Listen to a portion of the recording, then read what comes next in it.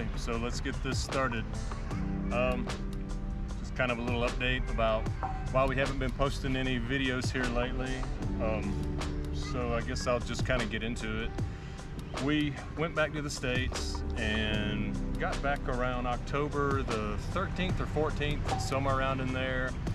And we were, visiting with some friends. We were, handing out some gifts from some, things that we had got for some people back in the States. Really just kind of getting, settled back into being back in Cuenca.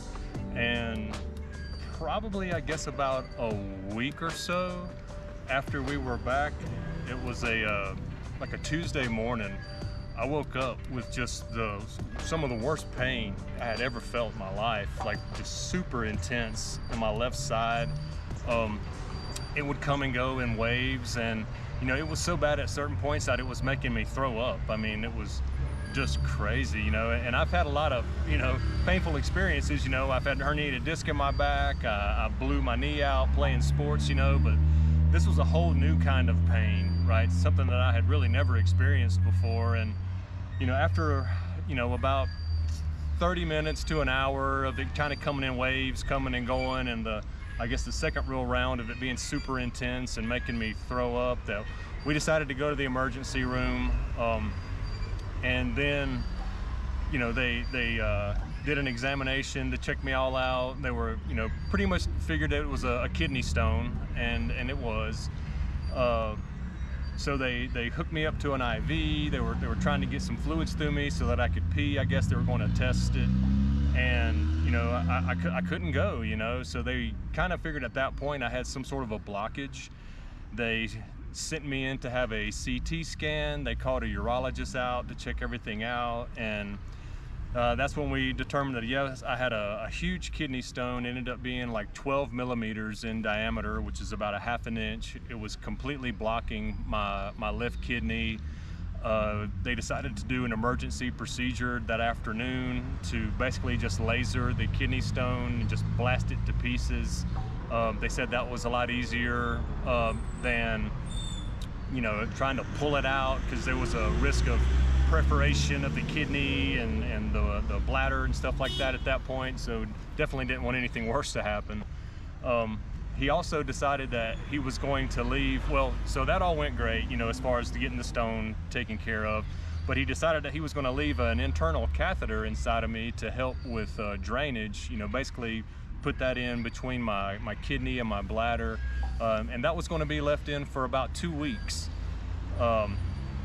They admitted me to the hospital. I had to spend the night just to kind of make sure everything was going well. My back pain really had gone away at that point. They left a normal, like an external catheter in me all night so that things could still drain properly. And the next day, Wednesday afternoon, they ended up releasing me from the hospital. I was feeling a lot better at that point. Yes, I thought things were kind of all good. So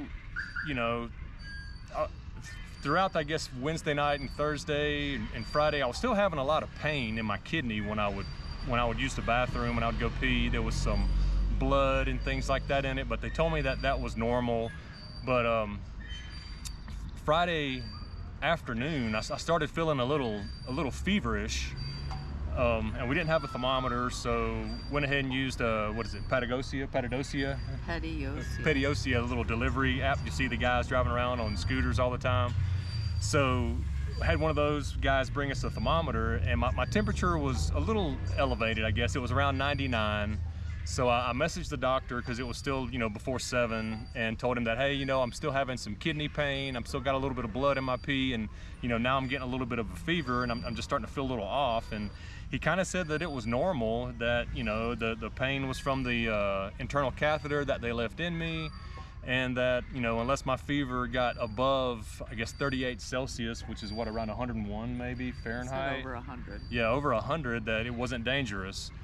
So we just, thanked him and just was kind of playing it by ear at that point. Well, that night, I could tell my fever wasn't getting any better. I was still feeling,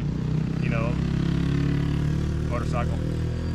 definitely feeling, you know, kind of feverish, and every time that I would get up to use the bathroom, I was still having a lot of kidney pain.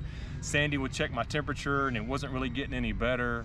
And, you know, she was kind of asking me all night long, do we need to go to the hospital? Do we need to go back to the hospital? And I was like, you know, the typical guy, I was like, no, not yet, not yet.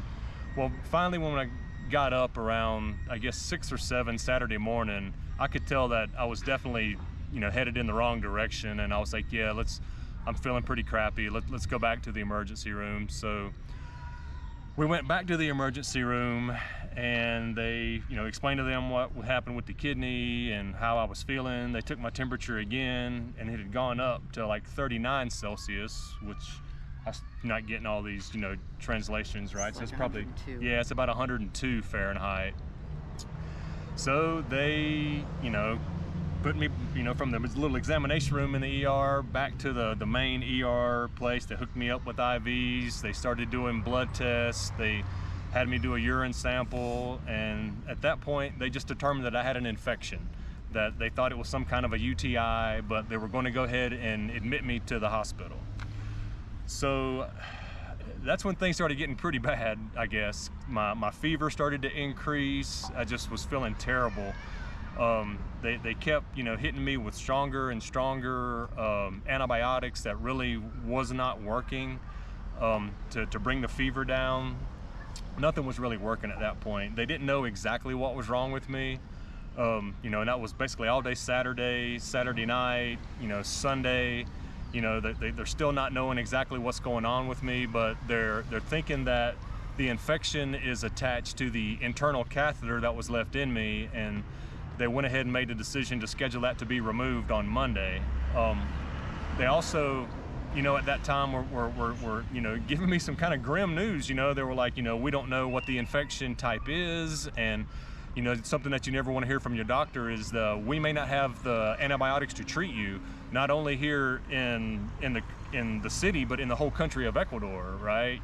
So that was, you know, pretty disheartening to hear. You're like, oh crap, well, what do we do, you know? And he's also letting me know that the doctor, you know, that this is an aggressive, you know, infection, so we're having to use really aggressive antibiotics, and there's a risk of kidney damage, and you could have to go on dialysis, you know. And they're hitting me with all this info as I'm feeling, you know, some of the worst I've ever felt in my life, you know. And it was pretty low. I felt pretty low at one point, but you know, so Monday afternoon they removed the internal catheter. My kidney pain basically instantly got better at that point.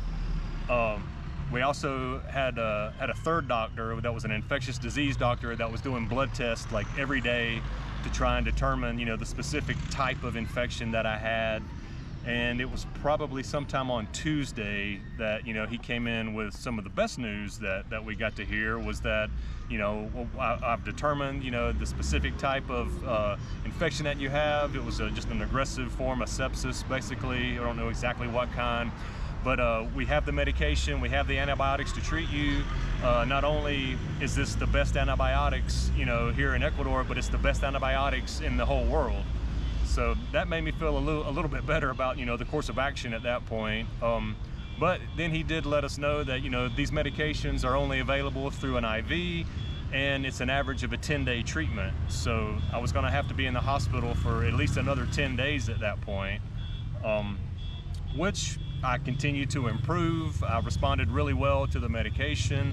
My fever continued to go away. I got my appetite back, and you know, basically at that point it was just kind of hanging out in this hospital room for a few weeks, you know, to try to get better.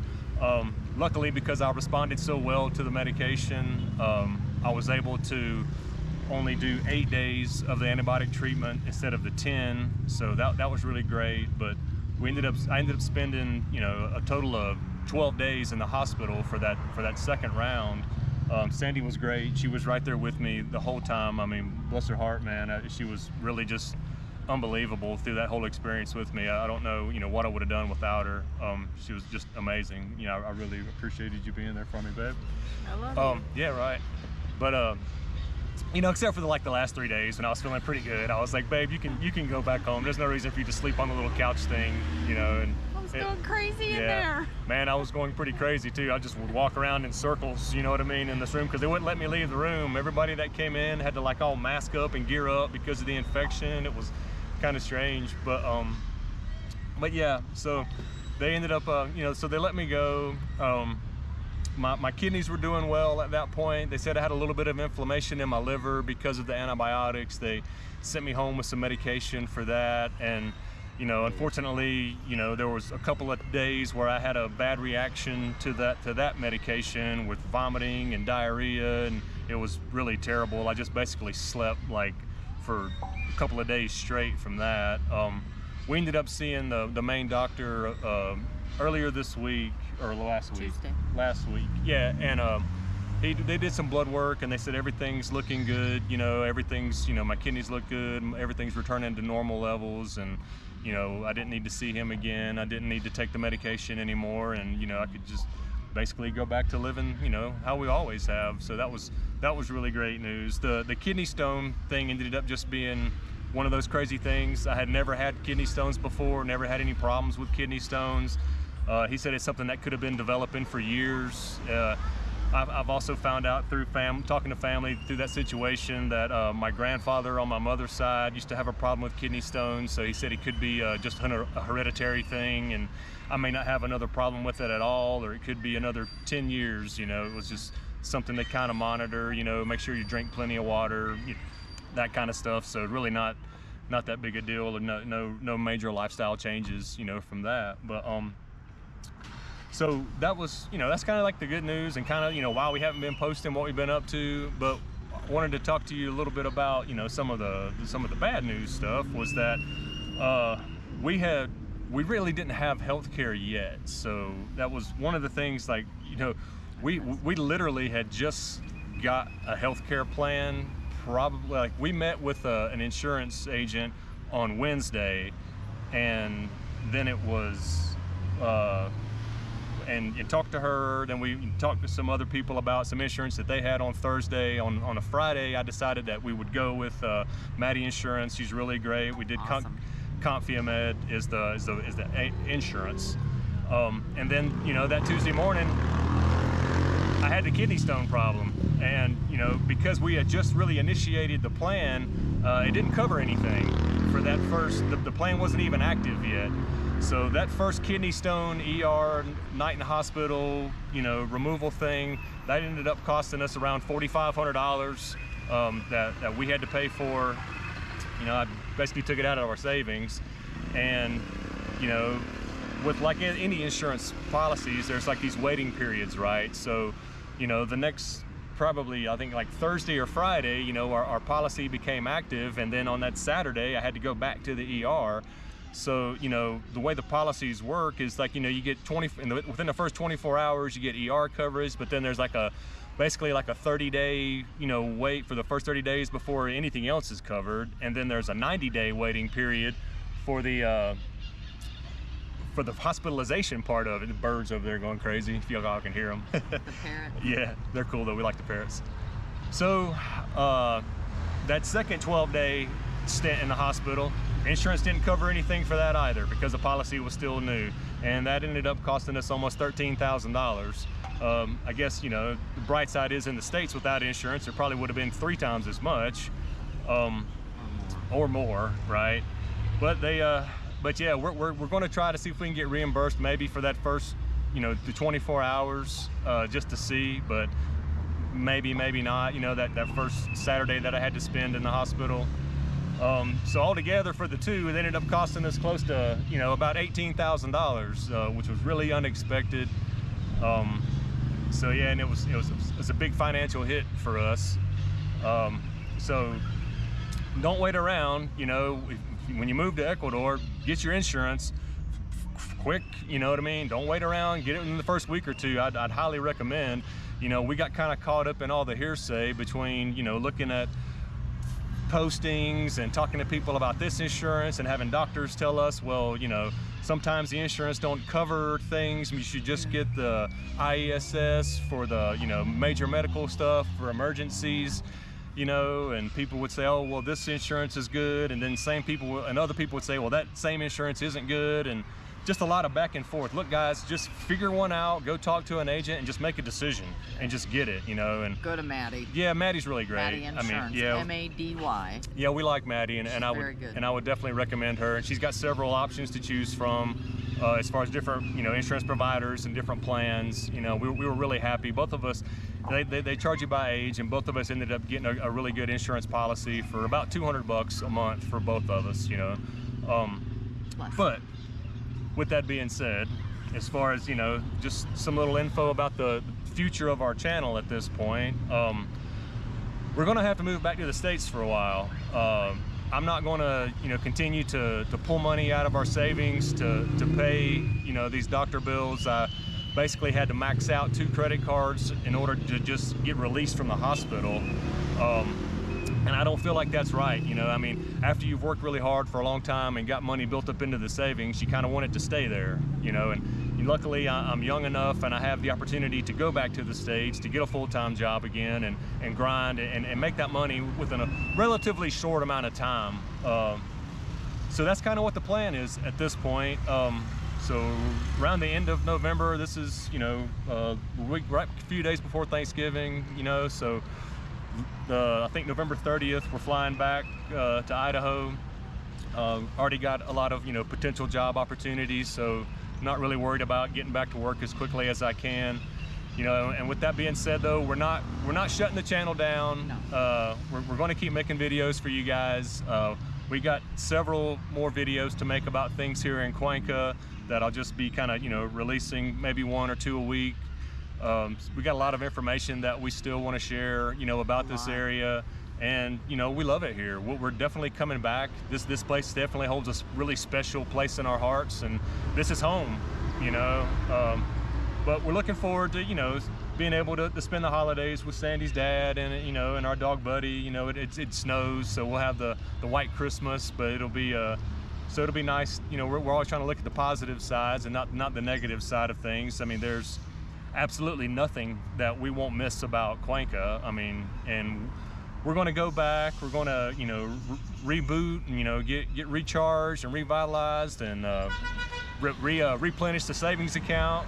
And man, we're going to come back and we're going to hit Cuenca Eric and Sandy 2.0 style, and it's going to be bigger and better than it's ever been. And we're going to miss every one of you. Yeah, I mean, we've met so many great people, you know, here in the city, you know, through the channel, and it's been really great, you know, meeting you guys. We're not saying, you know, goodbye. We're saying see you later. Yep.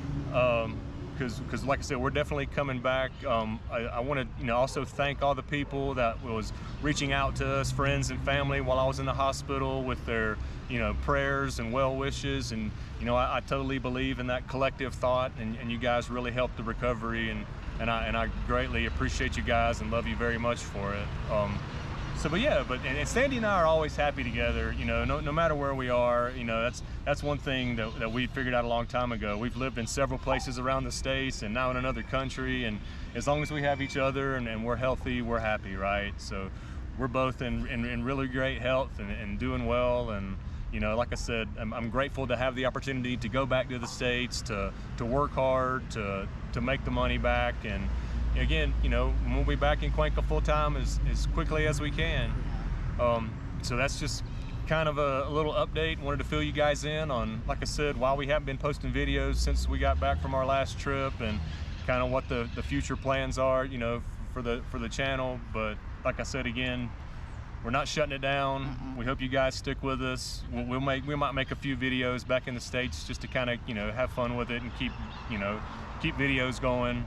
But like I said, we do have a lot of Cuenca videos still left to make, you know, a lot of info that I'm looking forward to sharing with you guys. And that's really all I got for this one. Just a little quick update about what's happening and what's going on. And, you know, we love you guys. We appreciate all you guys. And, you know, thank you for watching.